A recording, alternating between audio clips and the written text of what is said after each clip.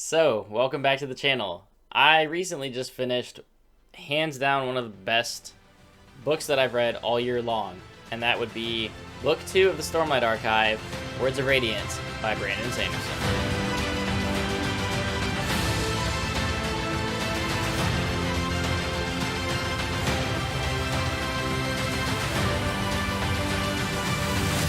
So let's get right into it, guys. So I think what I'm going to do for this is the first half is going to be spoiler-free. I'm going to talk as much as I can without spoiling anything in Words of Radiance, and then jump into a spoiler section. Now, there may be very light spoilers for the Way of Kings. It's just going to happen here and there, so if you have not read Way of Kings, there may be some light spoilers here, but I don't think I'm going to spoil anything too big.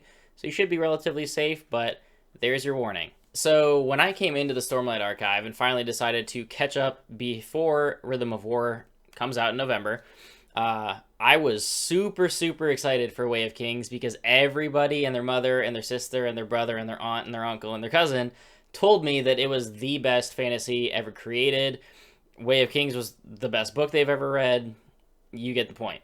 I did not feel that immediately, and I said that in my review of Way of Kings, that it took me longer than I think a lot of people to actually get into it, and once I did, I liked it a lot. So, again, it took me 400-ish pages, which, I mean, is a full book to some people, to actually really enjoy it, and that was mostly just because it felt a little bit slower than I anticipated, and I didn't immediately love it like I thought I would. That is totally the opposite for Words of Radiance. I loved this almost from the get-go. The intro, prologue, and chapters immediately gripped me, and that was kind of expected because I already have that foundation of Way of Kings, and having ended that book on such a high note and really liking it that last 600 pages, I went into Words of Radiance already enjoying it, and now I can say for sure that I love it.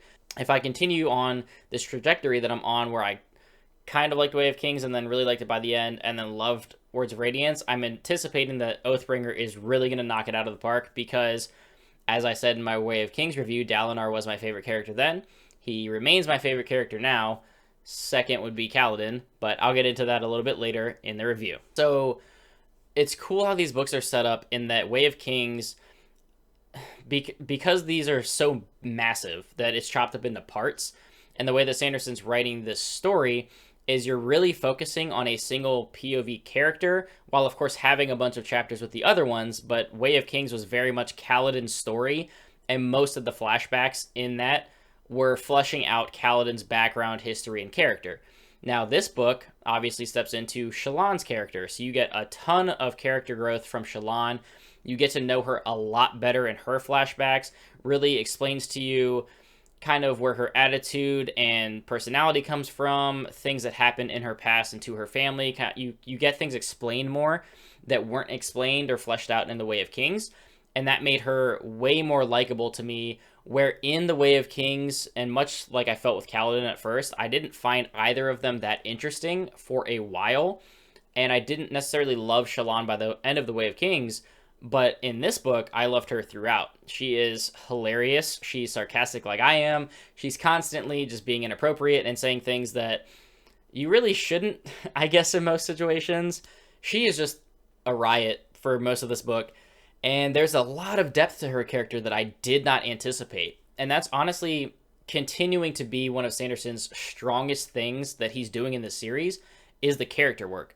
I have not read any better characters all year long. I think like these would definitely make, honestly, like the top 3 characters, just as far as how they're written, their drive, their background, just everything about them being so well realized. It would be hard for me to not put Dalinar, Kaladin, and Shallan at the top of any list of my favorite or most realized characters right now in fantasy. Now, obviously, my history of fantasy is a bit limited from what I've read, and a lot of that coming this year. But hands down, these are some of the greatest characters that I've read. And with each book really focusing in on one of them, so obviously Dalinar, I assume, is going to be the main focus of Oathbringer. The way that Sanderson focuses on that person while telling all these other stories, and then giving you details and flashbacks to really explain why they are the way that they are, it is fantastic, and I applaud him for doing that because these characters are great. Okay, sorry, I had to step away for a minute because of baby duty. But so I was talking about the characters, and overall, just the world of Roshar is just becoming more and more realized. Brandon Sanderson has done a fantastic job of expanding on explaining what the Shattered Plains is, how it was created. Just this world is just growing in scope, and the detail provided is outstanding. This is really just such an interesting and unique world with an interesting magic system of Stormlight, which you learn more about in this book. You get to learn the ins and outs of it a little bit more, how people pull their powers, how much they can really use it, and the extent to which their powers are given. And you get to know, basically this book just expands on everything that was foundationally built in the Way of Kings, so that slow burn from Way of Kings isn't prevalent here. So since you already have the foundation built with the Way of Kings, Words of Radiance just hits the ground running and constantly expands on everything that you got to know from book one, whether it be characters, whether it be Roshar, the Parshendi and what they're all about and where they come from, things like that. You get an expanded knowledge of the magic system of Stormlight and these high storms and how things really work in this world.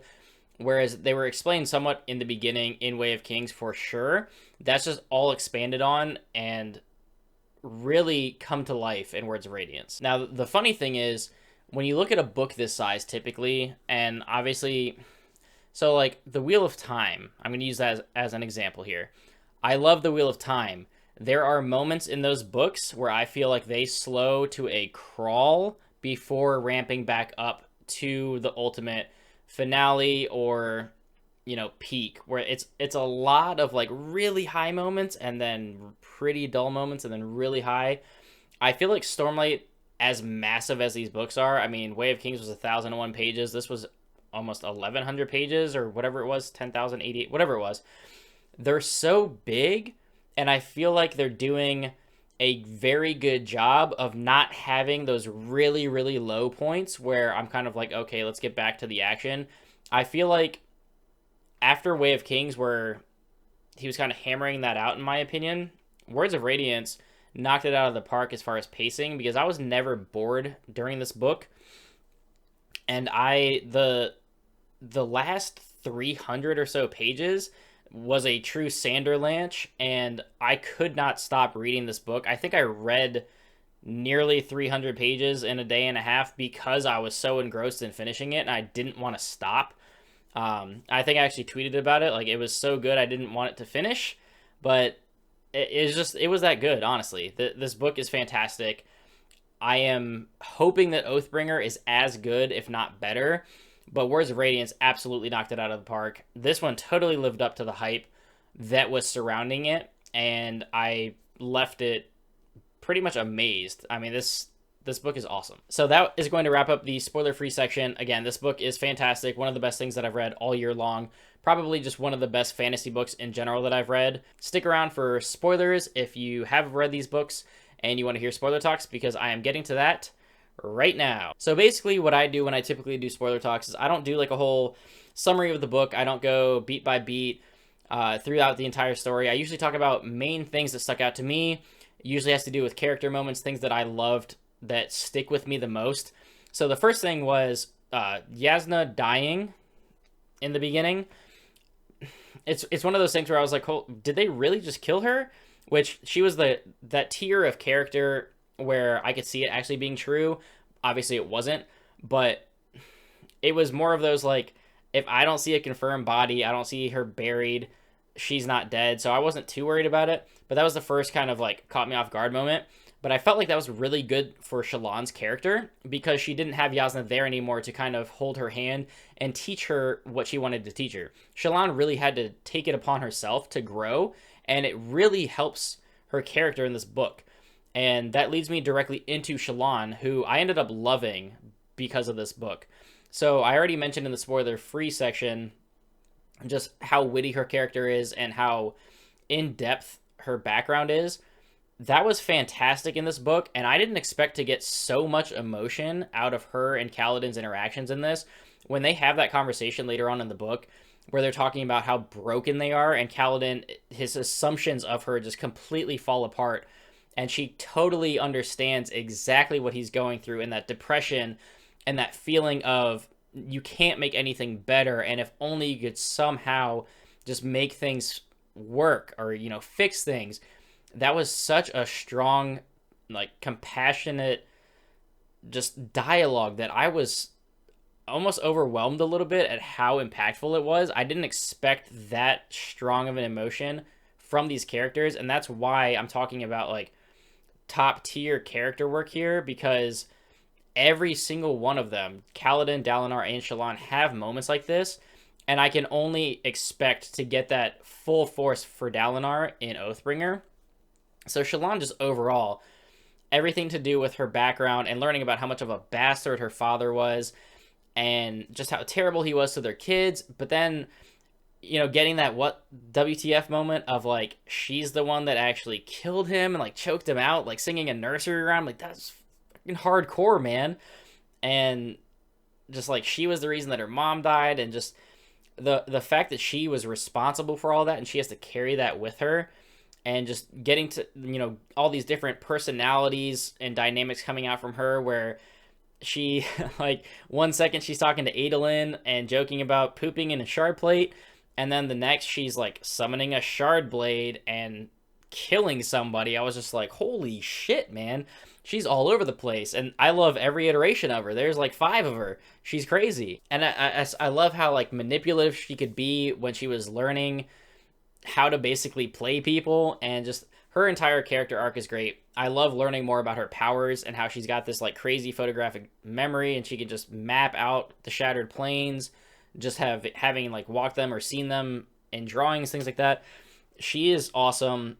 I want to see more of like why she is that way, but I'm sure we're going to keep learning about her as we go. Kaladin, of course, kicked ass this entire book. He has hands down the coolest line of the entire thing, walking up behind Dalinar as Adolin is facing down 4 shard bearers. Honor is dead, but I'll see what I can do. Like, that moment, I was just like, oh! Such a good moment. Probably the highlight of the book. His fight with Szeth at the end was a damn Dragon Ball Z fight.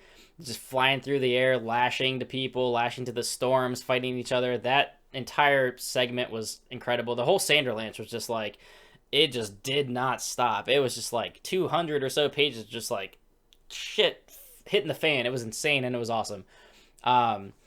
Just the way that he's grown as a character, refusing the shard blades until he absolutely had to take one. His falling out with Syl, and basically the Stormfather saying that he killed her, and then basically gaining her back, and just learning that the Spren can like die but not really die, and they're like Syl became his shard blade, and just how involved the Spren are is just so wild and abstract and cool that it completely makes Roshar its own thing. And just Kaladin he's such a good character. I love now how much time Sanderson spent in Way of Kings really making you feel that suffering that he went through, because it does help build him up. And just that pain that he's constantly feeling, it just makes him such an engaging character, and you really want to root for him. And just like his internal battle with losing Syl because he couldn't decide between following through with Moash and killing the king, or following Dalinar and staying true to his word there. Obviously, you see that he sides with Dalinar because he couldn't sleep at night knowing that he helped kill the king with Moash. Moash, by the way. Kaladin's entire story arc was fantastic. Him speaking the words gave me chills. Dalinar speaking the words gave me chills. Dalinar, of course, is still one of my favorite characters. Him and Kaladin are kind of battling for top 1 and 2. I love Dalinar, man. I don't know. It's just something about him. He's just such an interesting character to read about. And his highlight for me of this book was walking up to Kaladin with Amaram, and it was the whole like, I'm going to make you apologize to Amaram because you falsely accused him of killing all your friends and, your warrior brothers. And then he just turns to Amaram and is just like, all right, man, tell me what's up, because I already know everything about what happened. Like, that whole scene was awesome. Oh, I just hit my mic.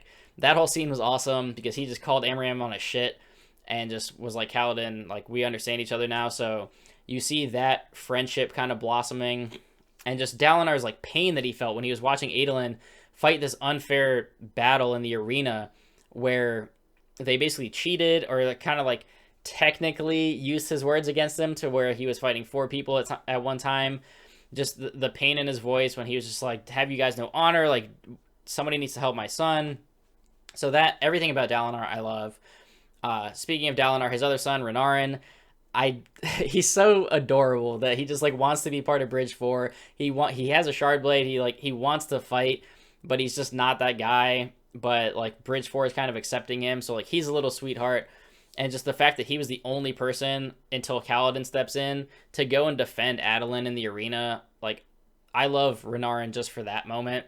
Adolin, I didn't really like to begin with because he just felt like the pompous asshole son of Dalinar that was just like, I have Shardblade, I'm a rich boy, like, I can beat all of you, huh? But he grew on me a lot. And obviously towards the end, like, him and Kaladin are tight. He's really starting to appreciate Shallan more. And, by the way, he gets to kill Sadeas, which was badass because Sadeas deserved to die since he was introduced in Book 1. My God, I'm so happy that Adolin just stabbed him right in his face. So, cheers to you, Adolin. We get to learn a lot more about Szeth, Sun Vallano, Truthless of Shinovar, and his whole, like, internal battle that he goes through, realizing that he's been lied to this whole time. And his battle with Kaladin was absolutely awesome. Kaladin killing him and then him coming back and having Nightblood. Hello, would you like to destroy some evil today? That was the one thing from Warbreaker that I was like, okay, that's tight. And then, of course, just everybody else in Bridge 4 continues to be great. Rock is hilarious. I love him. I'm not ever going to pronounce his actual name. It's a running joke with me that these names are just gibberish anyway, and his is very hard to... His reminds me of that scene from Forgetting Sarah Marshall, where the guy's talking about how he can name every fish in Hawaii. What's the state fish of Hawaii? Huma huma nuka nuka apua. Yeah, bitch. So I definitely want to see what Oathbringer has to offer. I'm super excited to get to that and then to Rhythm of War, because this story just keeps getting better, and I am just totally all on board for Stormlight now, and I'm glad that I'm getting to it before Rhythm of War comes out, because I would be very sad knowing now how good these books are if I missed out on that when it comes out.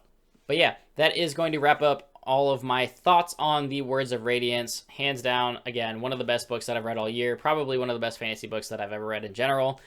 I'm sure I missed some things, some details. Again, my spoiler talks is really just things that stuck out to me that I'm going to remember that I really loved about the book the most. So feel free to drop in the comments down below. Talk to me in Discord about your favorite moments. I would love to just continue the conversation. As always, I am on Patreon. If you feel like donating and supporting the channel, that is always optional, but always appreciated. Like and subscribe, as always, of course, because I will continue to do the Stormlight content. I am going to be, of course, reading Edgedancer and Oathbringer, Rhythm of War Day 1.